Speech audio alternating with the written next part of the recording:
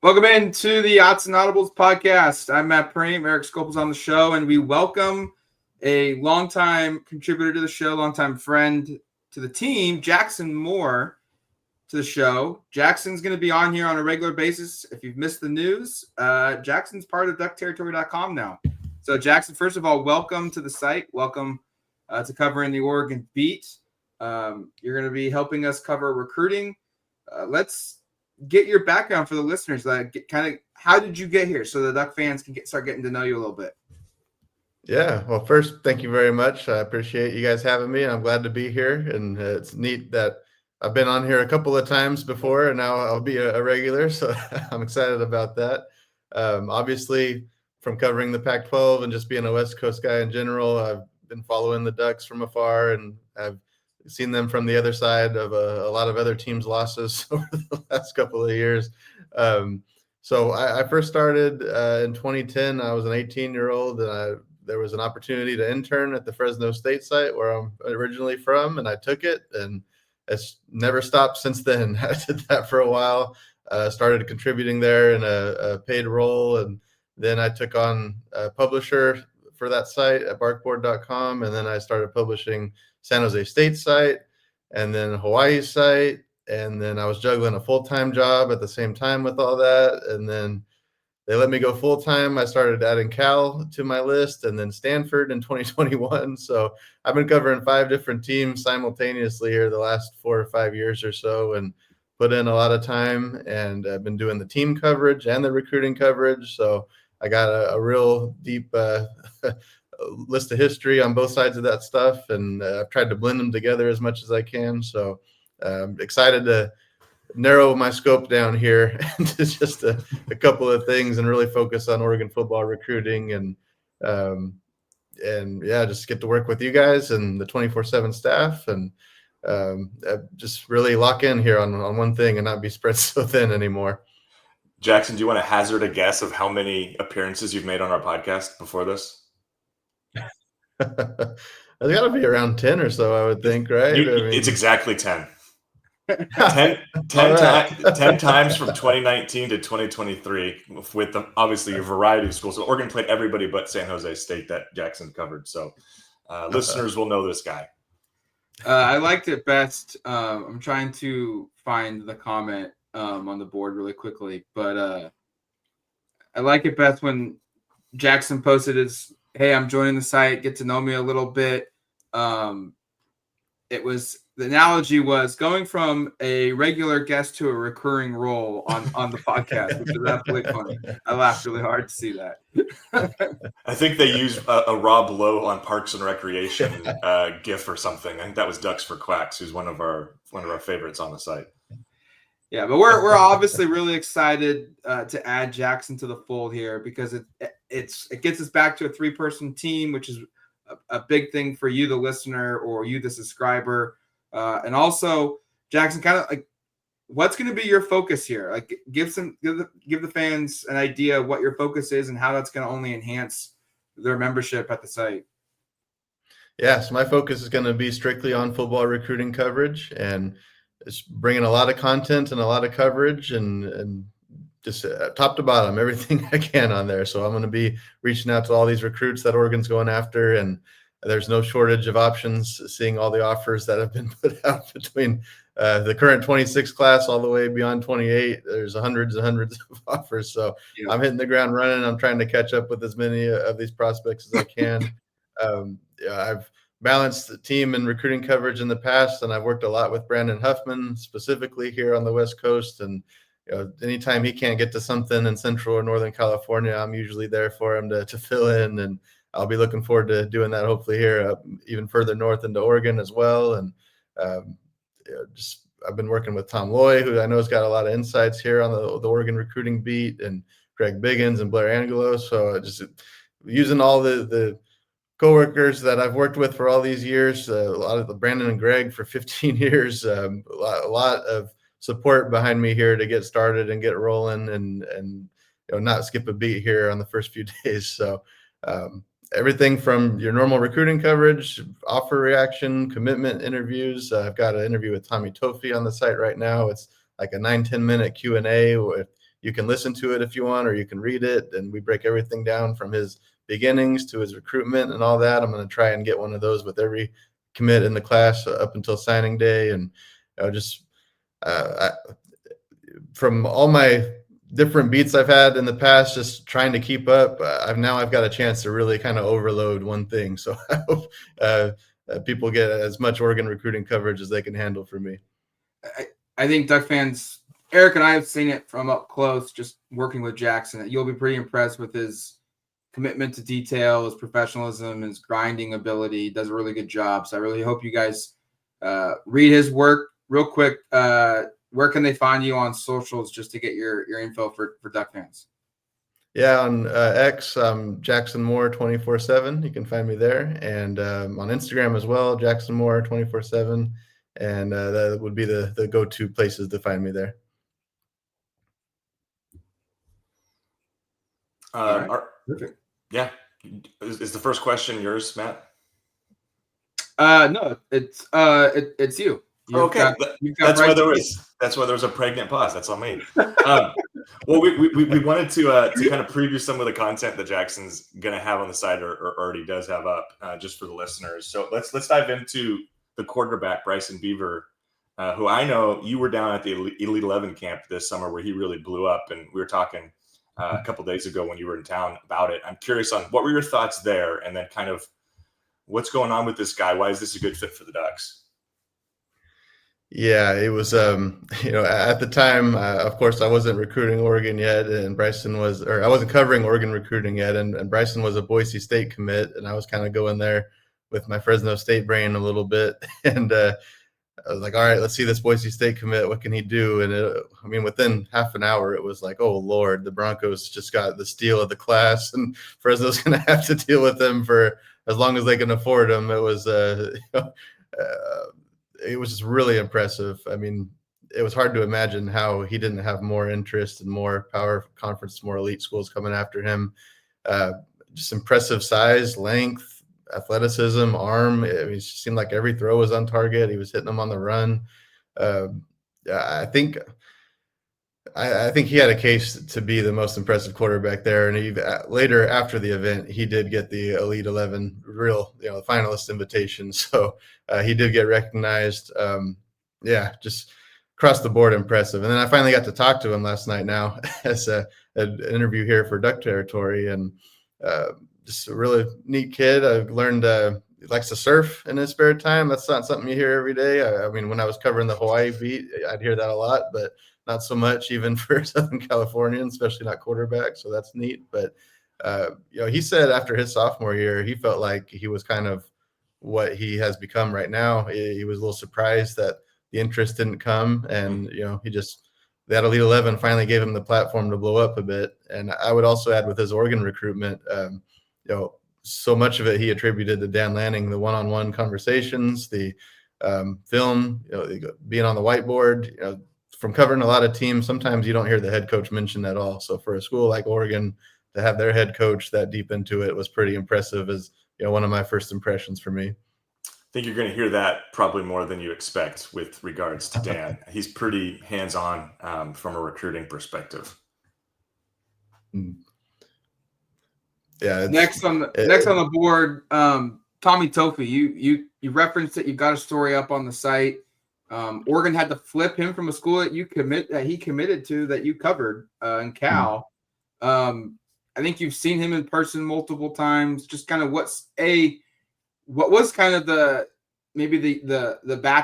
back channeling that you heard from the Cal side of things when he committed to Cal first, and how excited were they?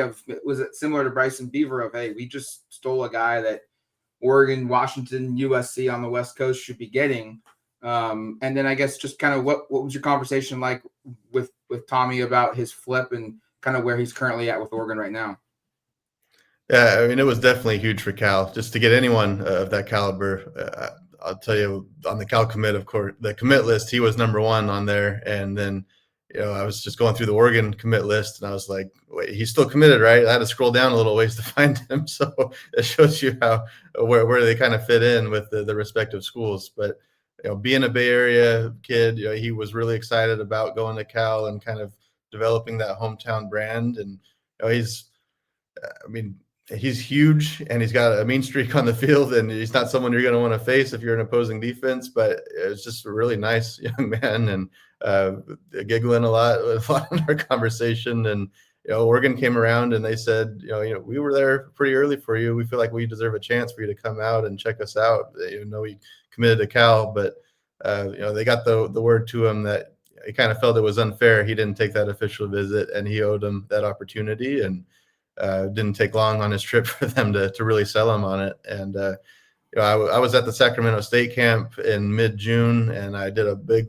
full-length interview with Tophi on video, similar to what I've just posted for the Oregon side. And shortly after, you could see some inklings of what was about to occur, and that Cal article never made it to publication because I didn't think it was going to age very well based off of what was going on. Oregon offered his little brother Ernie right there on the spot. I interviewed him as well, and you could just kind of see the wheels turning a little bit. And not surprised it turned out the way it did, but for a brief moment there, it was a pretty huge win for Cal.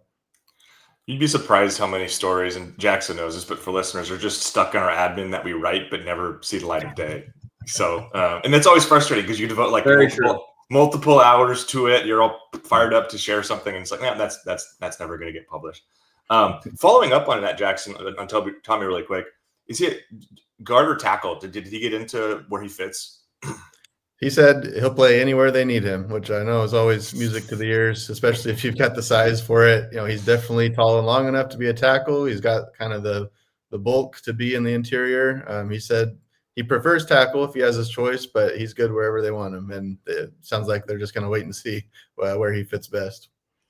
He's a humongous human being, so I imagine he will find a spot along the offensive line, but part of me wants to see an offensive tackle that's that humongous on the edges, just to see if he can do it.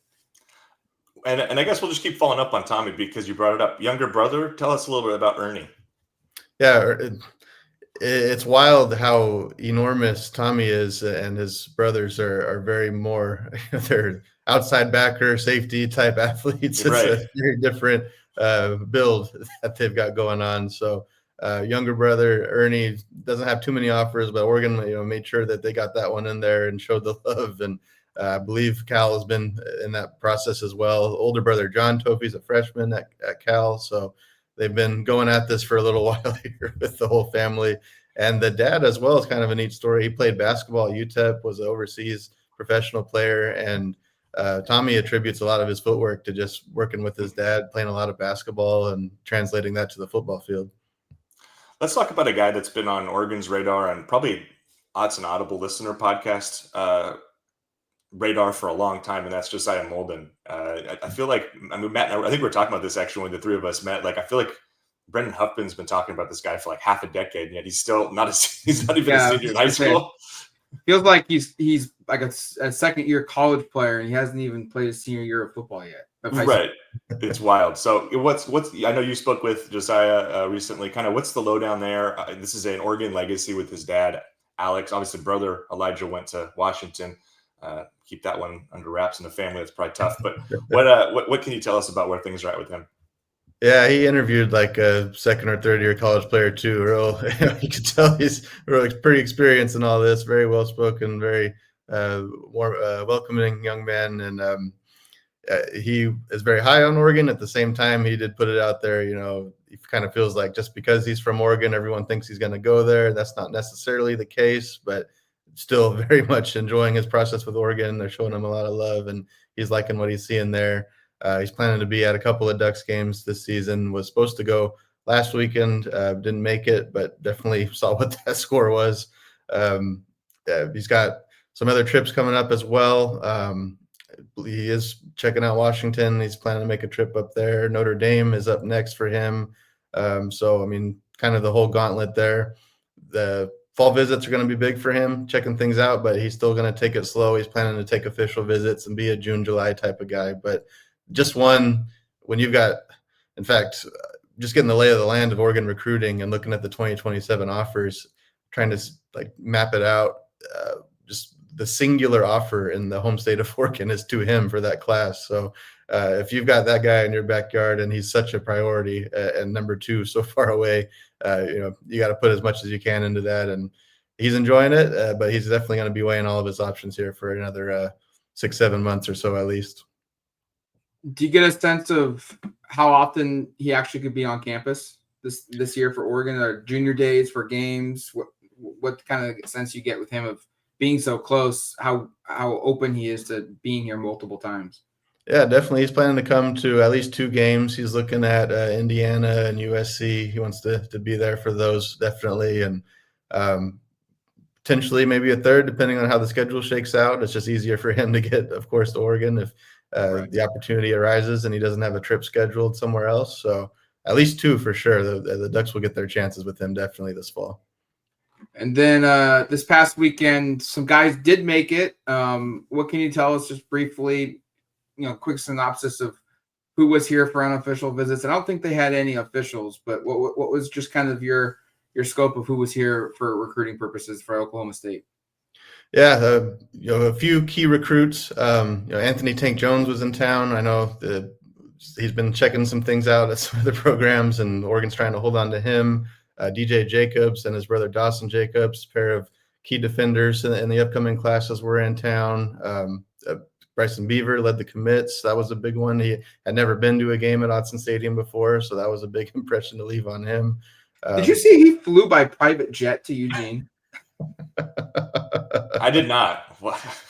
How does that work? I don't know. He shared it on his TikTok, Jackson. I don't know if you saw that or not, but that's starting to add up because I asked him, first game at Oregon, did you do anything else around town? He's like, no, I kind of just got in there and got out. Yeah, I guess I would too if I had a private. Yeah. Perks of being the quarterback commit. Good gracious. I think probably the most entertaining part about interviewing a lot of these recruits about their visit for the Oklahoma State game, I thought they were going to be really astonished by the score and just be blown away, and kind of the consensus across the board. Not an answer I was expecting or fishing for. That they all were kind of like, yeah, that's kind of what we thought we were going to see when we came. So even Molden, who wasn't there, said, yeah, I checked the score. I'm not surprised. That was probably one of the reasons he wasn't there. He kind of thought it was going to be one of those games. So I was surprised. I'm not used to seeing 69-3 between Power 4 schools, but I don't think a lot of people are. Yeah. So Jackson, I predicted Jackson, I predicted 38-10 and looked bad by half. But yeah, just a lot of comments about the atmosphere and the excitement, and Bryson especially. One thing he did get to do was eat dinner with a lot of the other recruits. He said he's already got a group chat going with all the guys that were there, and he's going to be doing his best to add to Oregon's recruiting successes with that group of personnel. So, as good as you can ask for on the recruiting side as far as this past weekend goes. Awesome. Well, we hope to do more of this with Jackson down the road, and he's going to just continue to pump out more and more coverage on DuckTerritory.com. And who knows, Jackson? Erik will test this. I spitball all the time. I freewheel. Maybe you'll just get your own day, and we can just have you do a recruiting show weekly. I don't know. We're going to figure this out.